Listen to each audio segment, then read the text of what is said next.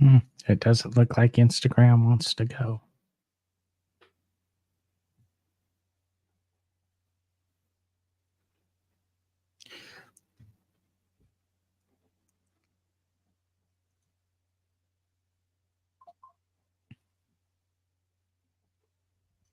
Okay. And this is why we're doing test runs.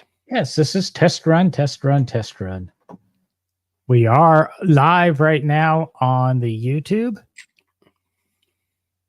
Looks like we're live on the Instagram.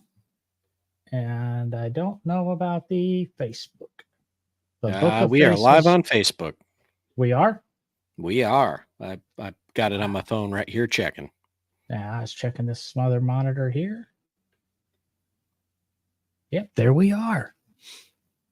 Welcome, everybody. This is still No Driving Gloves. Testing out everything we can here. We are testing our return to the live stream world. Yes, let me do this, and then I won't have to bounce my head all over the world. And then we bring this window over here. Then I got us, I got Facebook, I got YouTube, and I got Instagram. So, Derek, what's happening in the wonderful world of cars this evening?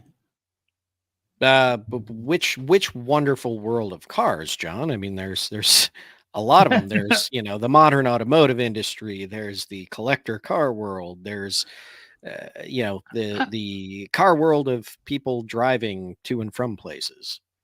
I don't know. What's the big one that sticks out to you right now? Well, right. We don't want to get into that because that could be a show topic. But I mean, the one that's sticking out to me right now is obviously what we've talked about on the show before. And normally, as we've said in the past, we're slightly ahead of the curve sometimes. But a lot of the auto industry stepping back from the EV world and starting to mention that H word, hydrogen. Hey. So I'm intrigued by this, and I'm trying to read as much as possible. It's going to be an interesting transformation to get into the wonderful world of hydrogen. What about the infrastructure there? Do we need to build out the infrastructure, or do we just go ahead and do hydrogen vehicles without the infrastructure? Again, John, show topic for another night. That's some good material you're getting into. We don't want to ruin that for another show. We just have to remember, we do not want to put it inside of a giant bag that has a flammable covering and try to fly through the air. Okay. As long as we don't try that again. But they're such wonderful, quiet, gorgeous looking vehicles when they float through the air with the greatest of ease. No, I'm not denying that. I'm just saying it was much smarter to switch over to other lighter than air gases. Now you got me thinking about personal transportation blimps. I mean, we all know Goodyear has their couple of blimps. But wasn't there like a James Bond? They're no longer blimps. They're Zeppelins now. Okay. But wasn't there a James Bond or something where one of the evildoers in the movie had his own private blimp? Oh, there was. I'm not a big Bond guy. I'm not. The Bond franchise never really stuck with me, so. I actually have to be in the mood to watch James Bond. I tried to watch it last night. Maybe it was Skyfall or something. I was in the hotel and ended up resorting to Dolly Parton and Pets, and then I went on to something else. I can't remember what. The pre-show topic probably discovered why I don't remember what I was watching last night. Exactly. So now that we've drifted, like that, drifted into the aviation sector, let's bring it back to the world of cars. And what's going on in your car world, John? Oh, not much. Got to buy more brakes. Put brakes on the Mini about 2 months ago. Putting brakes on the Ford tomorrow, probably. I was going to say, if you say that you got to get them for the Mini again, I'm going to ask what you guys have been doing to the Mini. Nope, this one's with the Ford, and there's still a little bit of room, but I have this paranoia. Like, I spent the last 4 days in Tennessee, and the last thing I want to do is all of a sudden be in the middle of Tennessee and hit the brakes, and all of a sudden I get that little bit of grinding. And you go, because brakes don't squeak anymore. They go from stopping to pulsating to grinding. Grinding, yeah. Yep.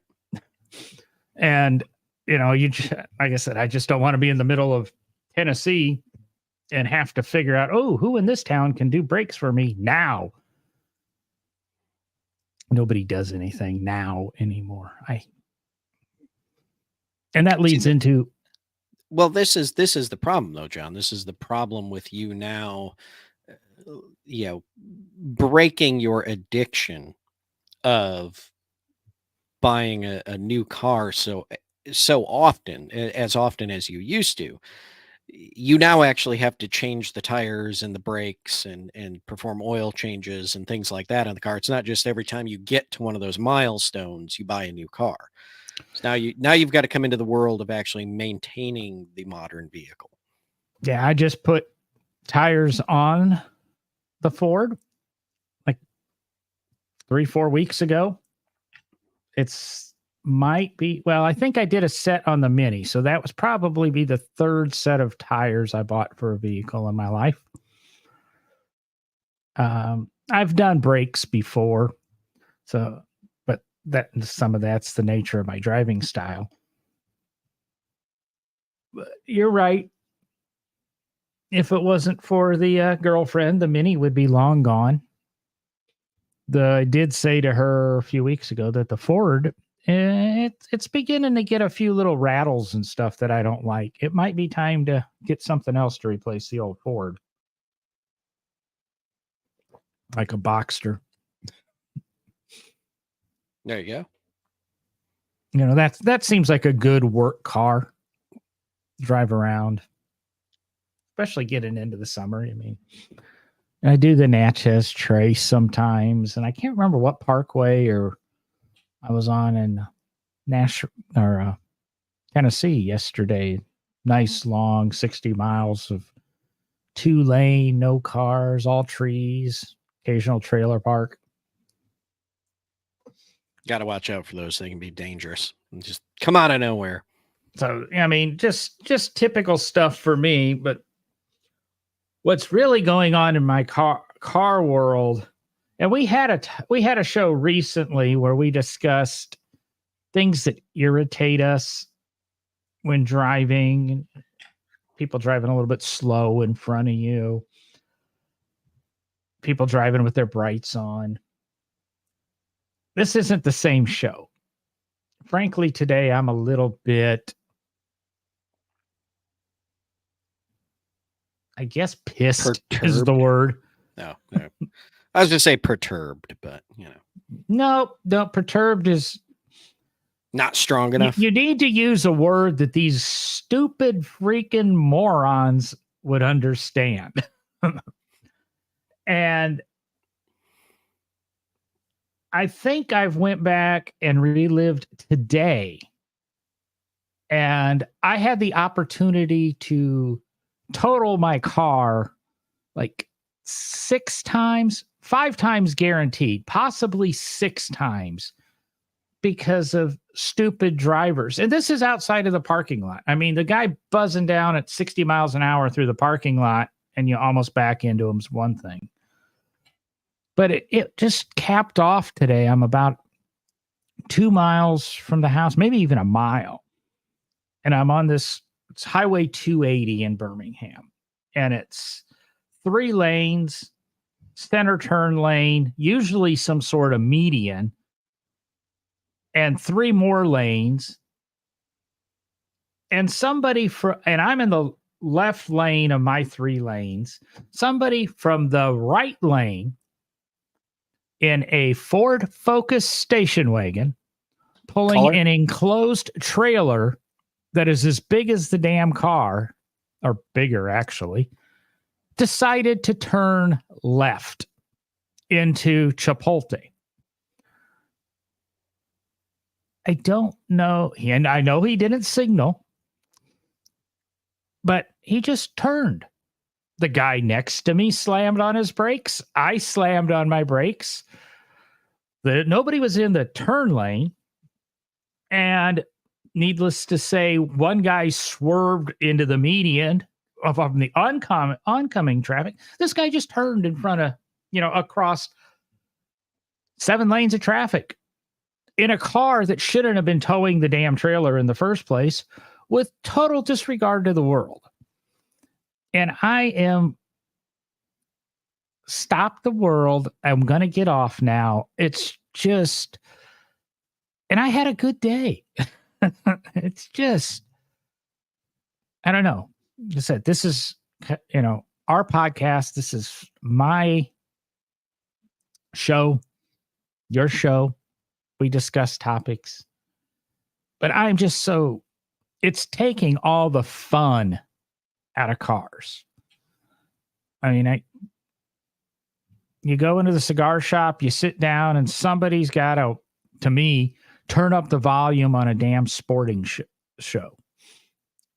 I don't go there. That doesn't relax me. I go there to relax. And it's the same thing driving. I relax a lot when I drive. And just, what was I doing? The guy honked at me because he was behind me. I think because I was slowing down quickly because the guy in front of me decided to turn right with no signal, with nothing. It was just, one of those slam on the brakes. So I slam on the brakes and then I get honked at for slamming on my brakes. It just, I'm fed up with it. How do we make people learn to drive? Do we get all of our fans to just slap people? Do we get that'd be a lot of work for like the 10 fans that we have. No, I mean, it's just, I've got all this stuff here. Do I make these vinyl stickers that say I am stupid and then just stick it on people's cars? It just, I don't know. It's just something that, do you have these instances, or is it just because I drive so much? I can't remember. I probably drove over the last 4 days, I would say 700 or 800 miles. So like we say, I drive a lot more than most people. Is it because let's think about this, John. I mean, I have the pleasure of about a 45-minute commute most mornings, 45, 50 minutes, depending on what time I leave my house in the morning, to commute into and through from the north side to the south side of Nashville, Tennessee, which recently got rated as one of the worst cities to commute in the United States. So when you ask, do I have these experiences? What do you think the answer to that is? No. Exactly. No, it's a peaceful drive every morning. Scoot in. Nobody's in my way. Nobody does anything dumb. It's perfect. It's the most. Well, you said it was one of the worst commutes. It wasn't one of the worst commutes with the worst drivers. They all could be very pleasant drivers. They could just be a lot of them. Oh, yes. People in Nashville are just the friendliest people. Yes, they're, especially when they're in their cars driving. It's absolutely horrific. And like you said, I don't know what we need to do to, I don't think there is any changing the driving situation in this country because we have lacked so badly at having an appropriate driver's training program in the United States for so long. And for any of our longtime listeners, very early on in the show, again, John has all the show numbers and can reference back, but we did an interview. I sat down with a race car driver, Corvette racing team driver, Andy Pilgrim, and talked to him about a program he does with his foundation now, and talked a bit about how, how we can get back to having safe drivers in this country. Because let me tell you, the stats that he will share are staggering.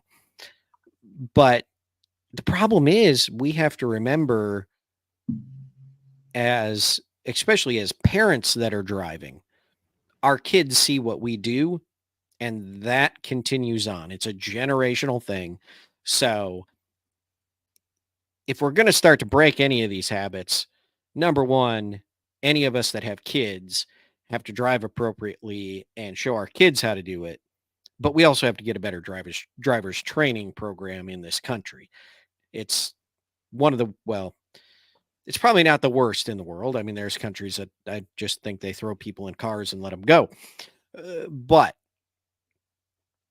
something's got to change. I agree with that, John. I mean, every week there is probably the opportunity for me to get into an accident that is not my fault, that would total my car, at least on a good week, maybe, a low end 3 times a week, on the high end 10. People are just that bad at driving.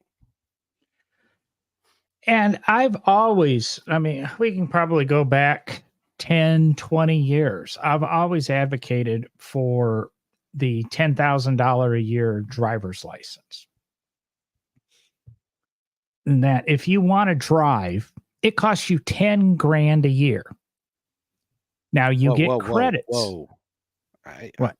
I can't afford that. Yeah, you can. Oh, you're going to go into how I can afford it now?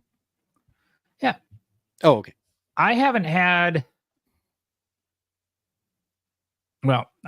one accident since I moved to Birmingham 15 years ago.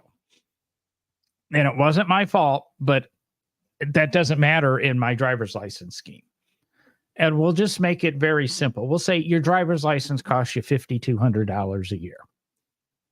If you go a week without an accident, any sort of violation, you get $100 credit. So if you drive the whole year without any incidents, no tickets, no accidents, nothing, your $5,200 is waived. So I don't care how much money you make.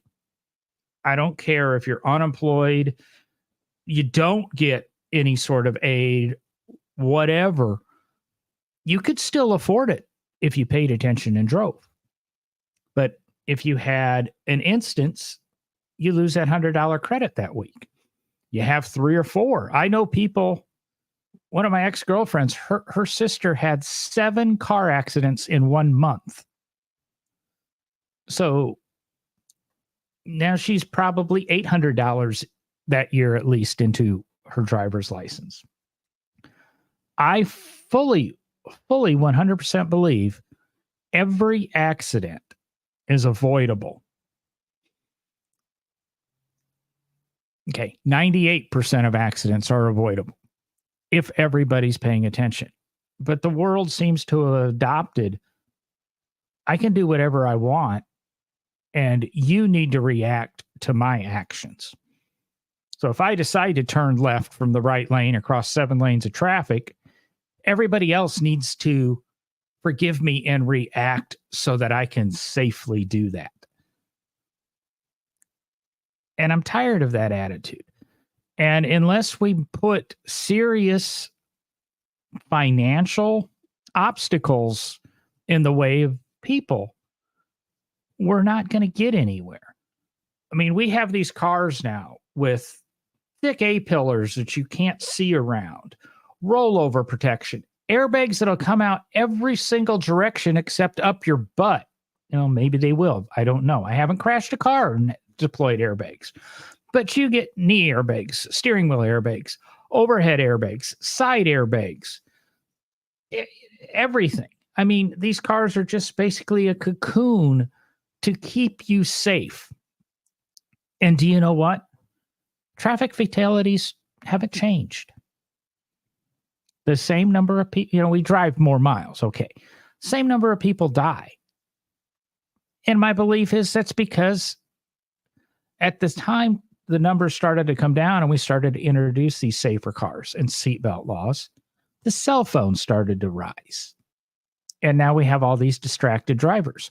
So all these safety things have done is kept us alive because of this other piece of technology that wants to kill us. And if we don't put better drivers training in place, and how do you pay for it? With these higher driver's license fees. You need to make people realize driving is a privilege and it is a responsibility. If you're a gun owner, you pay for licenses, etc. You go through firearm training, hopefully. The very responsible people do. I can't take it anymore. I'm not very coherent in this episode because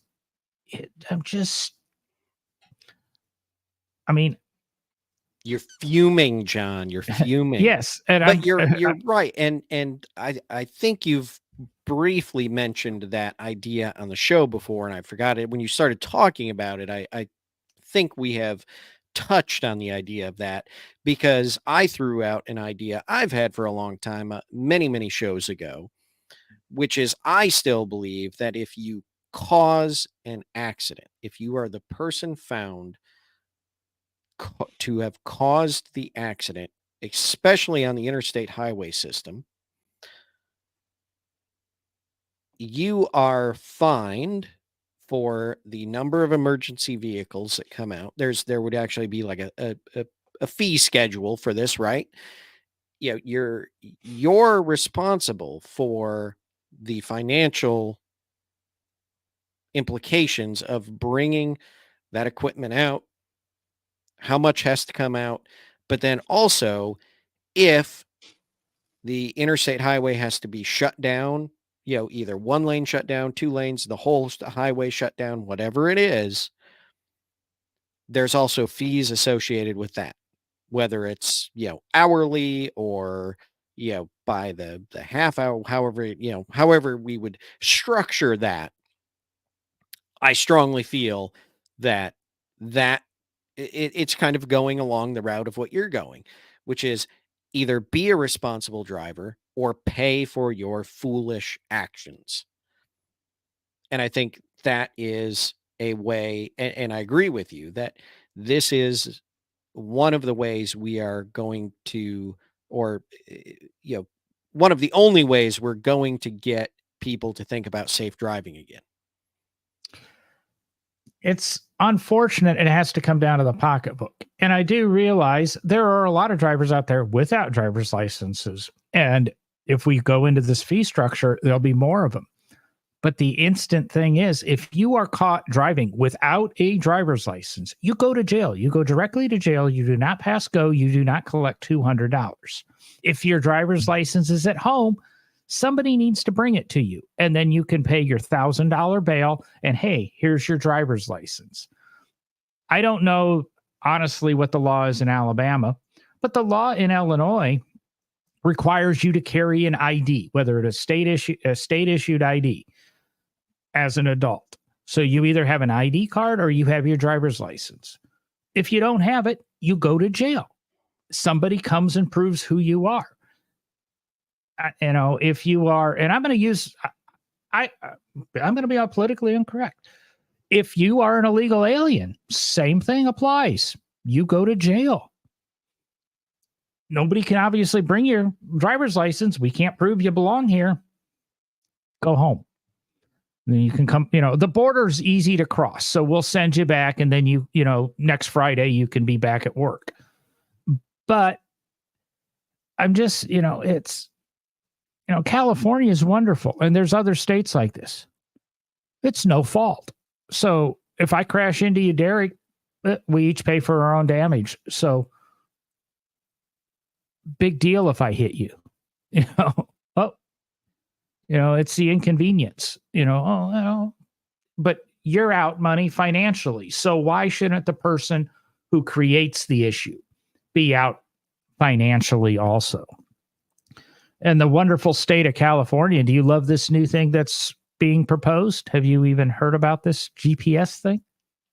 You throw these things out, John, without any forewarning. Do you know how many things California is putting out right now? You're just like, what do you think of this new thing California is doing? Like, they well, do. That's a why new I thing qualified every it with the GPS.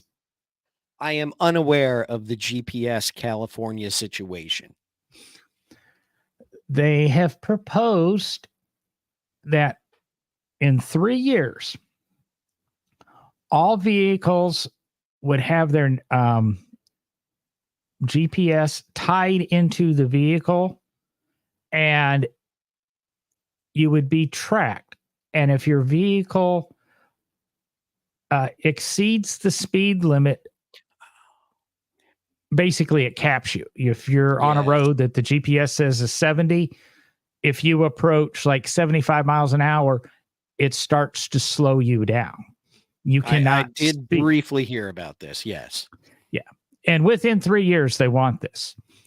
Now, I travel a lot of places and my GPS is fairly accurate on my phone, but sometimes it does have me on the side road, the little country frontage road, and not the interstate, where I'm on the interstate and it's 70 and the speed limit on this frontage road is 25.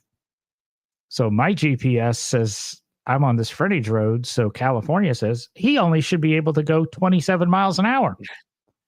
Where the guy behind me, his GPS says, guess what? He's on the damn interstate. He can go 70.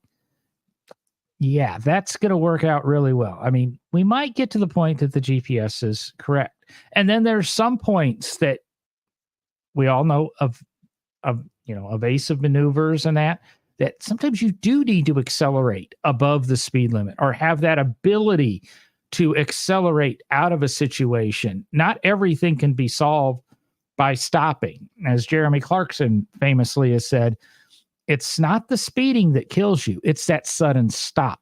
Mm-hmm. And there's our issue. We can't rely on technology. We can't. I mean, Teslas kill people quite often. I've heard lots of stories about how great self-driving is, and I've heard lots of stories about how bad self-driving is. First-hand accounts, not what the news has told me and not what the radio says, but first-hand accounts of how much you really do still have to pay attention when you're with your self-driving car. It's not Knight Rider. Remember, Knight Rider was also indestructible. So even if Kit made a mistake, he wasn't going to be damaged. Building Knight Industries. We need to get Knight Industries going. No one ever did it. That's the shame. Knight Industries 3000 now. Yes. No, that's just absurd, and I really hope it doesn't happen because that's going to be an absolute nightmare. I mean, the technological development behind that, I can only imagine, has to be insane. And like you said, John, there are so many times where GPS currently does not know exactly where you are. It's close, but it's not exact. Especially if there's a lot of new roads being built in this country, new highways still being constructed. And I know I've been driving across country and my GPS all of a sudden's freaking out because unbeknownst to me, I'm now going down some brand new stretch of interstate that may have been open for 4 or 6 months.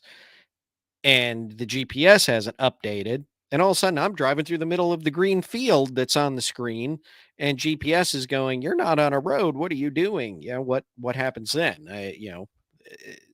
They shut your car down because they think you're on, somewhere you're not supposed to be. They send emergency vehicles out and try to find you. Like what? There are some very, very silly things going on. And again, it all goes back to, John, you talked about the cars being, A-pillars becoming bigger, all these safety features that are going to encapsulate us in a vehicle, and self-driving and all those things. A lot of people speculate that that is all moving towards the pod mentality of transportation, where we just get in a vehicle and it takes us places. We don't drive anymore.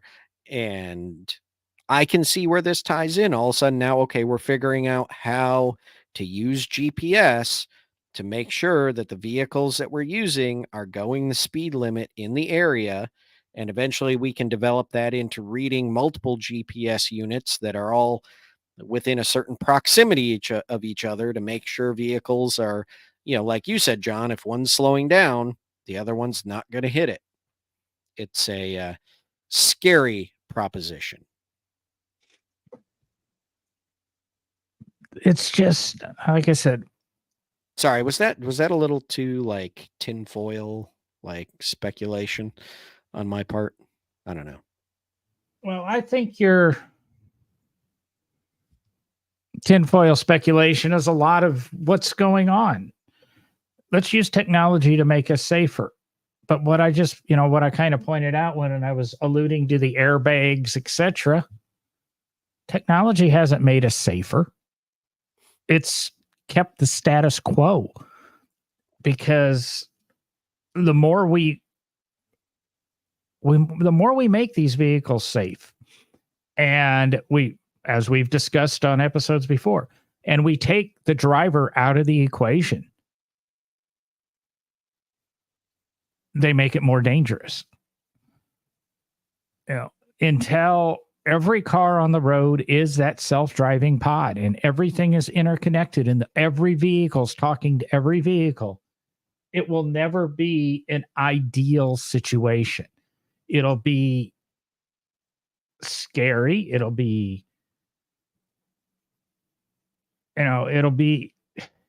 we were better when we had, to me, less computers and safety, because we did pay attention. Yeah, we died, but we died just as often as we do now. And as I said earlier, and what was said to me earlier tonight, I'm driving. I don't care. It's your job. It's your job to watch out for me. And I'll be honest, it's crossed my mind one or two times this week. If it wasn't going to be such a big freaking inconvenience for me to wreck my car, I wouldn't have got out of the way. I wouldn't have avoided it. I would have let you been at fault and take out my vehicle. But I don't want to give up, 3 days of my life dealing with the body shop. I don't want to deal with having to get a rental car at 3 p.m. in BFE Nashville. I don't want to have to return the rental car to BFE Nashville, or it's just, you either drive and exist and let insurance handle everything. And that's a whole nother gambit. Have we seen what insurance rates? Well, and you even mentioned earlier that there are people that don't have driver's licenses out there driving.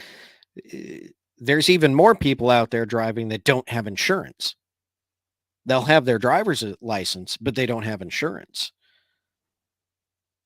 And even in the, some states, I know in Tennessee, it was a big thing during, and here in Kentucky, I think most states did it. There were a few that didn't, but they kind of relaxed the penalties on registration during COVID. If you because offices were closed, only so many people could go in at a time. So, they were giving leeway. But I drive around Nashville and sit at a stoplight and look around. I've seen license plates that have not registered their vehicle in Nashville since 2020. I saw plates with 2020 stickers still on them, going on 4 years of not registering their vehicle, taking advantage of these lax laws, which are over now, right? I mean, they've pulled those all back, but here's the other thing. So you're driving around with no registration, no insurance. You might have a driver's license, but the other thing in these big cities, especially, is that we have a shortage of police in a lot of these cities. Nashville is one of those. So they don't even have the manpower of the police department to make sure people are doing what they're supposed to do while they're driving. So, I mean, this is to me, it's a perfect storm. We have the inability to check if people are obeying the law. There's the word I was looking for. And we're putting vehicles in people's hands that haven't even been taught how to drive them. They don't know the rules of the road. I mean, everything is coming together. It's turning into a free for all in most of the big cities of just, well, yeah, here you go. Have a car. You got money? Give me money. I'll give you a car. I don't care whether you have a driver's license or anything. I mean, it's just a lot of these buy here, pay here lots. I don't even know if you have to prove if you have insurance when you go buy from them. I've never bought from one, so I don't know what it's like. But it's kind of scary. I mean, I think these are the major factors that are showing up when we go drive around. And I mean, John, even earlier, you at the beginning of the show, you were talking about, when you're driving around big cities, this is when it's the near accident you talked about was in Birmingham. But then you were talking about driving the Natchez Trace and the other parkway you were on in Tennessee, and how kind of probably relaxing and peaceful that was, because there's not a mass population of people that are now out trying to drive. You're in a rural setting. There's only a handful of people, and you have less instances of a possible opportunity for a collision. So a lot of people might wonder why I live out in the middle of nowhere. That's a big factor. I don't have a lot of cars that I drive when I go drive into the small town I live by or anything like that. But when I have to commute to work every day, Monday through Friday, it's quite a nightmare. You talked about driving the Natchez Trace and these parkways and that. And police. One of the big things, people always warn me when I'm talking to people in the stores that I'm auditing or other people that travel a lot doing similar jobs to what I do. The Natchez Trace, don't you dare speed. It says 50, you better not be going 52, because they enforce the law and they have the people to do it. You talk about the police departments not having the money to enforce and pay attention to license plates, etc. Again, $5,200 a year, $10,000 a year, even $1,000 a year for a driver's license. A lot of money would start coming in. That money can also go to fund the police and maybe just the traffic divisions of the police. I got thinking, you were talking Nashville. Last time I drove through Nashville, less than 2 months ago, it was right after Christmas. And I got caught up coming into the south side of Nashville on I-65. 45-minute, hour-long delay because of an instance. And when I got to the instance, I go, I guess it was okay that I lost an hour of my life. But I lost an hour of my life because somebody in a Civic was probably trying to save 33 seconds getting somewhere and had plowed into one of these Jersey walls, and the roof of the car was cut off, and they don't have to worry about being late for anything ever again. And I go, yeah, I lost an hour, but these people lost their lives. And I was coming down 459 here, coming back from Tuscaloosa a week and a half ago. And I saw this Nissan Sentra up in the trees. And then I eventually read the police report, and it was racing with two other cars and got touched by one of the other cars and exited the interstate at triple digit speeds. And that person never has to worry about that again. And it's cars. It is very easy to drive a car at 100 miles an hour. Especially modern cars. Yes. Even my Fiesta will go 80, 90 miles an hour with ease and feel solid. And everybody thinks, oh, I'm a great driver. I'm a great driver. They just did a sting between the eastern border of Alabama and Talladega on Interstate 20. And I think in a period of like 6 hours, they stopped 120 speeders greater than 85 miles an hour, 70 mile an hour interstate. And something like 23 of those were over 100 miles an hour. You can't drive that fast. I don't care who you are. If everything's perfect and everything's going great, it's fine. But the moment something goes wrong, you don't know what the hell to do. And I don't care who you are. I don't care if you're Jeff Gordon. I don't care if you're Dale Earnhardt. And I don't, is it Jimmy Johnson, he's probably even retired now. I don't, I kind of realized the other day when somebody talked to me about the Daytona 500 that some of these guys racing in the Daytona 500 weren't even alive when Dale Earnhardt was alive. So you can't, the machines just make it so easy to make you think you're great, whether it be your Tesla driving itself, whether it be, you and your Mustang GT or your Dark Horse or whatever that, you laid out your 50 or 60 grand for. They're going to make you feel like the world, and they're going to make you feel in control. But it's such a fine line in these vehicles. And I'm not even talking exotics, but it's just such a fine line between control and dead. And that's what the guy in the Nissan Sentra found out when that BMW Z4 just nicked him. I mean, didn't plow under the quarter panel, didn't do a pit maneuver, just nicked his front bumper and disturbed the car.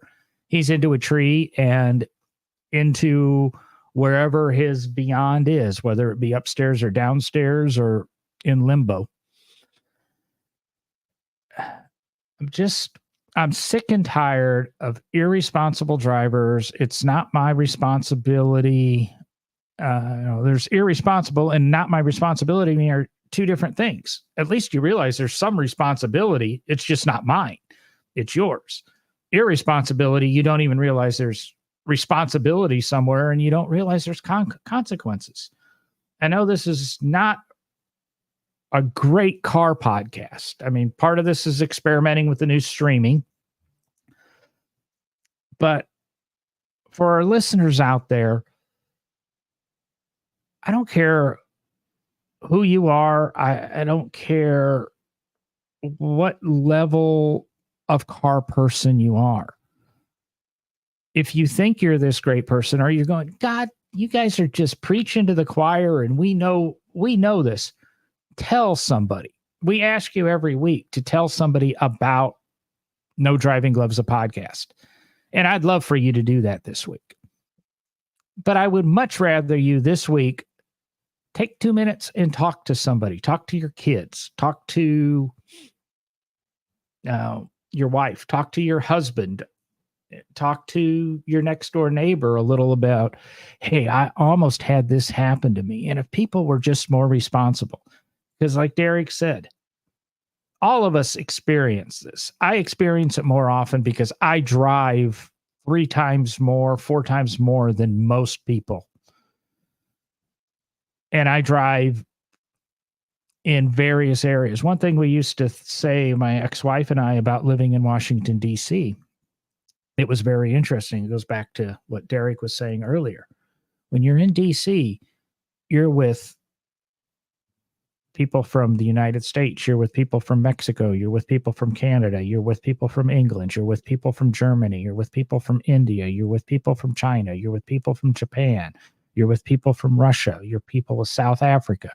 You're from people all over the world, basically, who all learn to drive in different situations and with different laws. And nobody knows what the other person's doing. When you're driving, if you grew up in Birmingham, Alabama, you know how Birmingham, Alabama functions. But when you all of a sudden go to Chicago, you don't have a clue how those people are driving. When I went to, last time I was in LA, it was 20 years ago or so. It was kind of three flash of your turn signal and you're making a lane change. Now we know we don't use turn signals anymore, but basically you learn that really quick, that they're not going to look. They're going to signal they're a lane change, 3 clicks, and they're doing it. You better have allowed room for them. But if you're not from LA or you're not being observant, you wouldn't have known that at the time, whether or not that still happens now. What I found in Washington, D.C., if you're on the interstate and you're commuting 66, Interstate 66, a lot of times it was faster to be in the right lane than the left lane. Don't know why, but you knew if you were in a hurry, you wanted to be in the right lane, not the left lane. So everywhere you drive, it's a little bit different. I've only driven in New York City 3 or 4 times. I don't have a clue, but look at the cab drivers that bounce around New York City and, things. You learn to drive around your culture, and when you change that culture, we need to standardize things. Driving's not a right, it's a privilege. We need to take it more seriously like they do in other portions of the world. I'm not saying the rest of the world, other portions of the world. And we need to learn how our cars function and what they can and can't do. We need these driver's eds with skid control, teaching people how to come out of a skid, people, driving in the wet, this get into, in my case, a K car and drive for, I think it was 9 hours I had to have behind the wheel. And on my last day, the guy said, "Oh, you've passed, but I probably should show you how to parallel park." In Peoria, Illinois, you don't parallel park that often downtown, but that's about it. Washington, D.C., I'm parallel parking a Suburban with a 22-foot trailer behind it. That guy who taught me driver's ed, way back in 1987, did not know that in 2007, I would need to really know how to parallel park. It's just, but it shouldn't have been an afterthought. It should have been part of the core curriculum. Something that simple wasn't even part of the core curriculum. So I'm sorry to be a preachy episode. I'm sorry to be a bitchy episode, like I said earlier. Looks like we've had a good stream. We've had a good number of people watching tonight. So maybe we are striking a chord. Maybe you are listening. But hey, yeah. I want to jump in, John. I was gonna say, I got to get off my soapbox. Go ahead, Derek. Yeah, really. Tell me about it. No, you said a couple of good things. You said, to talk to your family, talk to your neighbors about it, because that is grassroots is the way this is going to change, right? That's what it's going to be. It's going to be people talking to other people about how bad drivers are. And I want to say something, and I don't care if I offend you. If you if you don't experience this, if you're listening to us, or if you hear this at some point down the road when it's not a live stream and you're just listening to the audio, and you say, I don't know what these guys are talking about, I don't experience this, you're the guy. You're the person that is causing this issue. So take a step back and reflect on your own driving, because if you're not experiencing it, you're the one that's doing it, and you need to check yourself. So, I think that it is the way to do this is grassroots. And although, John, you said this isn't really a great car podcast for No Driving Gloves tonight, I'm going to say you're wrong. I think it is, because as you and I have talked about, the reason we're going back to the live stream is because when we had the live stream in the beginning, it was about building the community of listeners and car people out there that wanted to come on and hear us talk and share comments on the show live. And we're going to try to even bring them into the fold more this go around. And that's exactly what we're doing. We're building a community, and this is a community topic that needs to be talked about. So I'm going to say you're wrong. I think this is a good topic for this show and for the community we're trying to build with No Driving Gloves. Oh, I think it's a good topic for the show. I'm sorry about that. I'm just saying I get a little bit preachy, and when I do get on a soapbox, I do get on a soapbox. Isn't that why we have a podcast?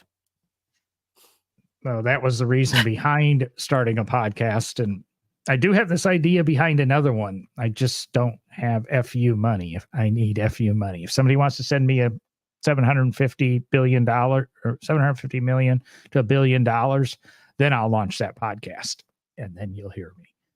I hope I got your question answered there, Jason, because obviously we did strike a chord with somebody, because he's wanting to know everywhere that he can share this, what platforms we are broadcasting on.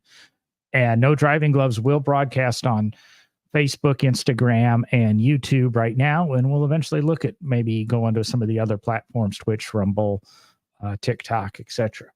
Well, and here's the thing. I'm gonna cut John off again. Number one, we're going back to live streaming. That's why we're doing these test runs next Thursday, February 29th, the first real live show that's not a test. Hopefully we won't have the awkwardness at the beginning next week, but hey, we're getting back to it.